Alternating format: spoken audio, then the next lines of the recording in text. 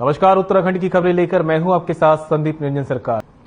प्रदेश में समान नागरिक संहिता लागू करने के उद्देश्य से प्रारूप तैयार करने के लिए गठित की गई समिति का कार्यकाल 4 महीने बढ़ाने की तैयारी है। जहां इसके लिए प्रस्ताव तैयार किया जा चुका है। माना जा रहा है कि मुख्यमंत्री की देहरादून वापसी के बाद इससे संबंधित आदेश जारी हो जाएंगे। प्रदेश में समान नागरिक संहिता को लागू करना सरकार की प्राथमिकता में शामिल है। इसलिए सत्ता संभालते ही मुख्यमंत्री पुष्कर सिंह धामी ने 27 मई 2022 को समान नागरिक संहिता का प्रारूप ड्राफ्ट बनाने के लिए जस्टिस रंजना प्रकाश देसाई की अध्यक्षता में एक विशेषज्ञ समिति का गठन किया था।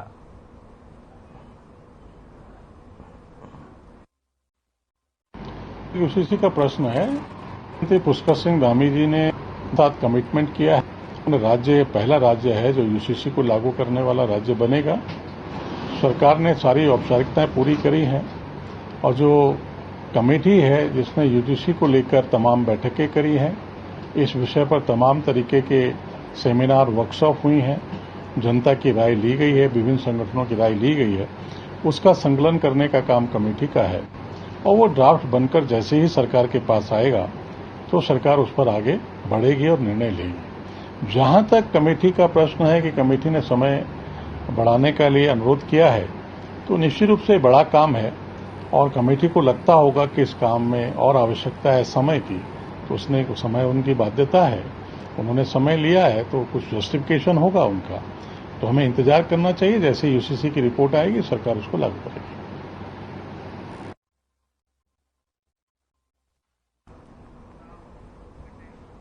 कांग्रेस के वरिष्ठ नेता प्रमोद कृष्णन हरिद्वार दौरे पर पहुंचे, जहां उन्होंने भारत साधु समाज के संतों से मुलाकात की है। उन्होंने डीएमके और समाजवादी पार्टी के नेताओं की तरफ से सनातन पर लगातार किए जा रहे प्रहार पर बयान दिया है।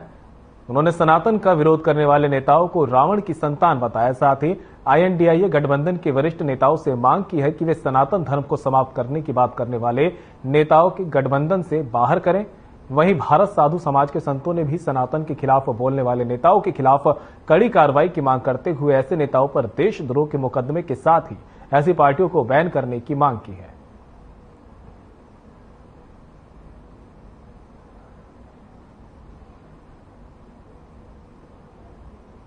कि सनातन धर्म के खिलाफ जो भी बोलता है, जो सनातन के खिलाफ है, वो भारत के भी खिलाफ है, क्योंकि सनातन के बिना भारत की कल्पना नहीं की जा सकती। सनातन के खिलाफ बोलने वाले ये रावण के वंशज हैं।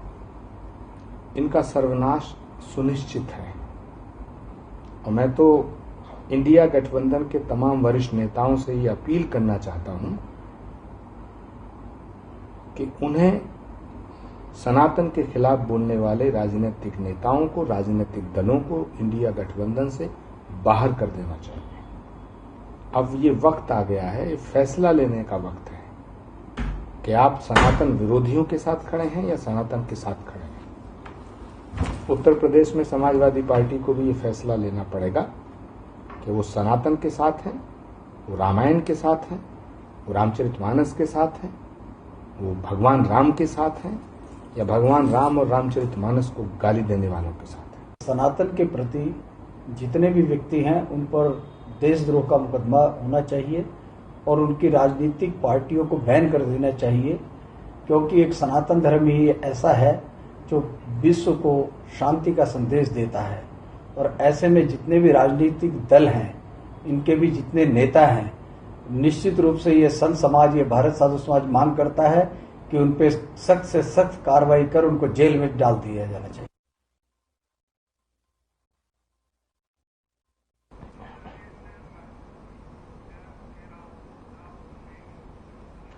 तो वहीं महिला कांग्रेस ने आज सैकड़ों की तादाद में देहरादून के हाथी बड़कला पहुंचकर सीएम आवास का घेराव किया, जहां उन्हें बैरिकेडिंग लगाकर रोका गया। इसके बाद महिला कांग्रेस की तमाम कार्यकर्ता महिला कांग्रेस प्रदेश अध्यक्ष के साथ धरने पर बैठ गए। महिला कांग्रेस प्रदेश अध्यक्ष ज्योति रौतेला की माने तो अंकिता की हत्या को 1 साल पूरा हो गया है, लेकिन अभी तक सरकार ने वीवीआईपी का पता नहीं लगा पाई है। उन्होंने आगे कहा कि इसके साथ ही कई अन्य मुद्दे हैं जिनको लेकर कांग्रेस मुख्यमंत्री आवास का घेराव करने पहुंची।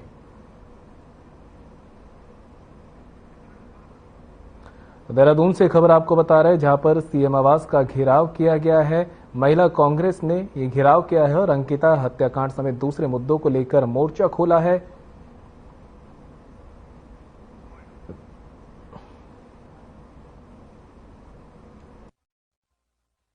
कोई तो होगा, क्योंकि ये भाजपा ने संगठित तौर पर उत्तराखंड की अस्मिता पर हाथ डाला है। जो मंत्रा रिजॉर्ट है वो भाजपा के काले कारनामों का रिजॉर्ट बन करके रह गया है और जिस तरीके से आरोपियों को बचाने की कोशिश की गई है, आखिर अंकिता ने कहा है एक वीआईपी को विशेष सर्विस देने की बात कही जा रही है मुझसे, और उसके बाद उसकी हत्या हो जाती है और हत्या से पहले उसको प्रताड़ित किया जाता है, तो आखिर वो वीआईपी है कौन जिस पर धामी जी से लेकर दिल्ली तक है मौन?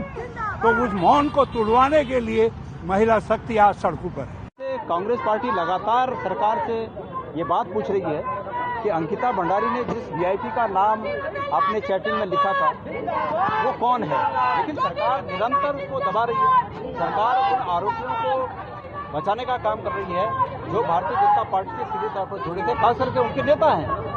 ये अनौपचारिक रूप से, अनधिकृत रूप से सभी लोग जानते हैं, ऑफिशियली नहीं जानते हैं, लेकिन बाकी जानते तो सभी हैं कि कौन है।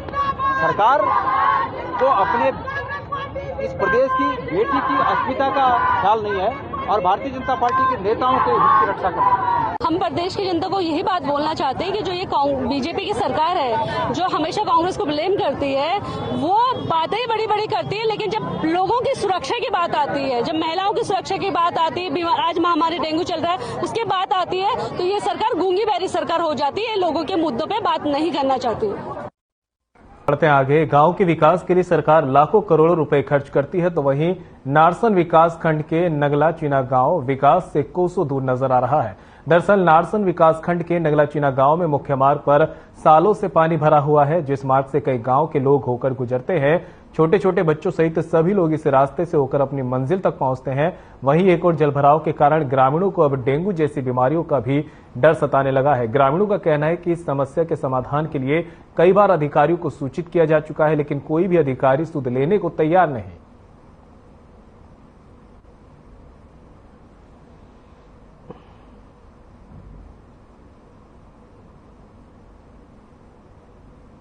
ये उत्तराखंड में हरिद्वार जिले में आता है, तो इसमें 10-11 साल से ये काम चल रहा है। पानी का जो बहाव हो रहा है वो लगातार सड़क से ही हो रहा है। इसके लिए हमने कई जगह अपील भी की, लेकिन ना तो कोई इसमें प्रदान कर पाया, ना कोई इसमें अधिकारी कुछ कर पाया। आज तक किसी ने इसका निर्वहन नहीं किया और इसके चलते दूसरे गांव के भी आते हुए बहुत परेशानी में आते हैं, गाली देते हैं कि किसका क्या रखा। दूसरा, आजकल बीमारी के चलते डेंगू वगैरह चल रहे हैं, उसमें बच्चों को बहुत दिक्कत हो रही है, बच्चे बीमार पड़े, कोई इसकी सुनवाई नहीं कर पा रहा। हमने बहुत कोशिश की, लेकिन इसका हम पे निर्वहन नहीं हुआ। नाम मात्र का भी कोई विकास नहीं है। हिंदुस्तान के भाजपा की सरकार है, हिंदुस्तान में make in India, made in India, स्वच्छ भारत, अच्छा भारत, यो देख लो आप, यो स्वच्छ भारत। क्या प्रशासन इतना कमजोर होएगा मीडिया बंधु भाई कि वो कुछ इस पर संज्ञान ले ही नहीं सकता, सुनवाई हो ही नहीं सकती। मैं संवैधानिक पद पर, गौरवान्वित पद पर बैठे हुए हैं सब अधिकारी लोग, संवैधानिक पद, उनकी गरिमा का तो ध्यान कर लो, क्या वो भी नहीं हो पाता उन पर? इतना सारा भाई हमने देखा नहीं, मामला खराब, हमने बहुत टक्कर मार ली, दूर दूर जाएगा, सब अधिकारियों का दिया, कोई सुनवाई है ही नहीं। ये जो रास्ता है काफी मेरी नॉलेज से पिछले काफी 8-10 सालों से खराब चल रहा है और इससे आने जाने वाले बच्चों को, स्कूल आंगनवाड़ी के बच्चों को आने जाने में बहुत दिक्कत का सामना करना पड़ रहा है और मेरी प्रशासन से अपील है कि इस पे जल्द से जल्द कार्रवाई की जाए। चीना में जो आप पानी का बता रहे हैं कि वहाँ पहले से कुछ विवाद की स्थिति रही है, लेकिन इस प्रकरण को दोबारा दिखवा लेते हैं ग्राम पंचायत विकास अधिकारी और ग्राम प्रधान को, जो है इसके लिए कि इसका निस्तारण कराएं और जो भी व्यवस्था हो सकती है फिलहाल उसको, जो जिससे कि गांव वालों को कोई परेशानी ना हो, तो उसके लिए उनको निर्देशित करें। वैकल्पिक व्यवस्था यही हो सकती है कि फिलहाल उनका पानी की निकासी वहां से करा दी जाए, साइड से करा लें। अगर वहाँ कोई विवाद है तो उस विवाद का जो निस्तारण जब तक नहीं होता तो वैकल्पिक व्यवस्था कर लें।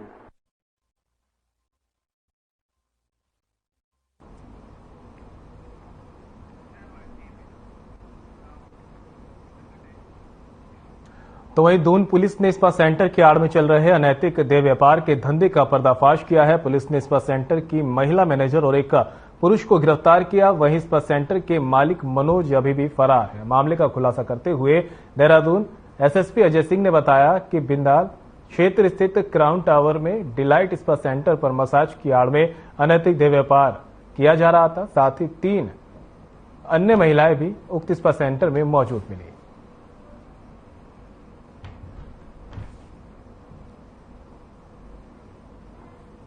देखिए, शहर क्षेत्र में 2-3 जगह पर शिकायतें प्राप्त हो रही थी कि कहीं पर स्पा सेंटर की आड़ में जो है गलत काम हो रहा है। तो इस पर हमारी एंटी ह्यूमन ट्रैफिकिंग यूनिट जो है इसको सक्रिय किया गया था और इनके द्वारा कल जो है डिलाइट करके चक्राता रोड पर स्पा सेंटर है, वहां पर तलाशी ली गई और वहां पर आकस्मिक चेकिंग में पाया गया कि वहां पर एक कस्टमर आपत्तिजनक स्थिति में था, जहां पर 3 लड़कियां भी वहां पर थी जो वहां पर काम कर रही थी। साथ ही साथ रिसेप्शनिस्ट के काम पर जो लोकल लड़की थी उसके द्वारा ही इन लड़कियों को प्रेरित करके इसे गलत काम के लिए ऑफर देने के बाद ही सब चल रहा था वहां पर। इसका जो ओनर है सहारनपुर का, वो मौके पर नहीं था, वो वहां से फरार है।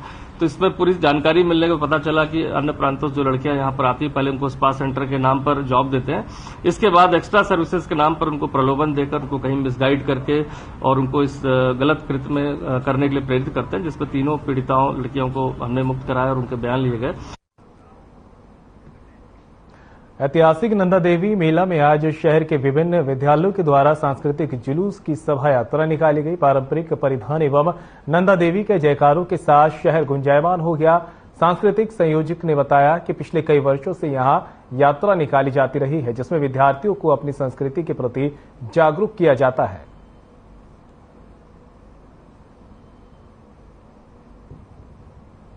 मां नंदा देवी मेला 2023 का आगाज हो गया है।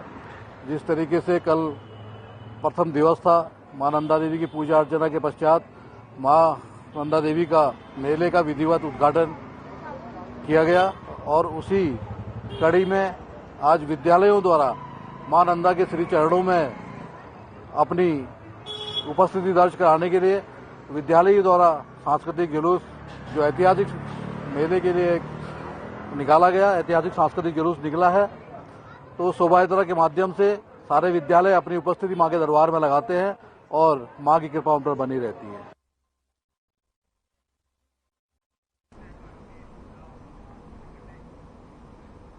और अब खबर देहरादून से है, जहां डेंगू के मामले लगातार बढ़ रहे हैं। डेंगू की रोकथाम के लिए सरकार विभिन्न प्रयास कर रही है। वहीं दून अस्पताल के बाल रोग विशेषज्ञ डॉक्टर सुनील मलिक ने कहा कि बरसात के दिनों में डेंगू और मलेरिया का खतरा ज्यादा बना रहता है। उन्होंने कहा कि अपने घर पर आसपास पानी इकट्ठा ना रहने दें, जिससे कि मच्छर पैदा ना हो सके। उन्होंने बच्चों को फुल आस्तीन के कपड़े पहनने को भी कहा है।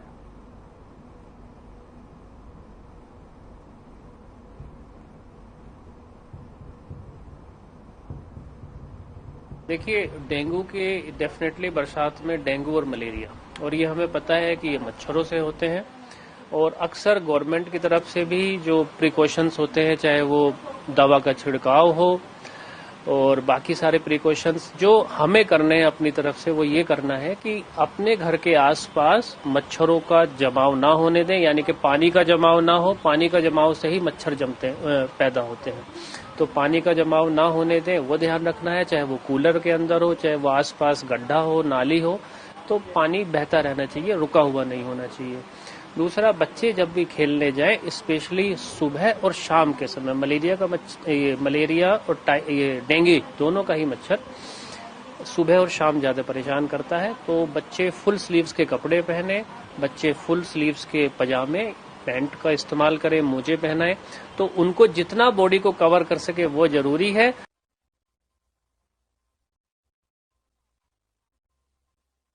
खबरों में आगे, राजभवन उत्तराखंड में आयुर्वेद चिकित्सा पद्धति के प्रचार प्रसार और जागरूकता के लिए आयुर्ज्ञान सम्मेलन आयोजित किया गया, जहां सम्मेलन का शुभारंभ राज्यपाल गुरमीत सिंह और उनकी पत्नी गुरमीत कौर के साथ पतंजलि के आचार्य बालकृष्ण के संयुक्त रूप से किया है। इस सम्मेलन में आयुर्वेद के महत्व, लाभ और उसकी उपयोगिता पर मंथन किया गया।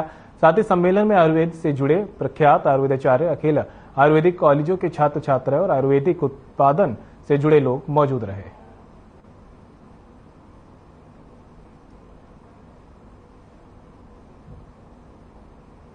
वह आयुष भूमि है। यहाँ पर आयुर्वेद के प्राचीन ऋषियों ने तप किया, उस आयुर्ज्ञान को पूरे विश्व में पहुंचाने के लिए बड़ा कार्य किया।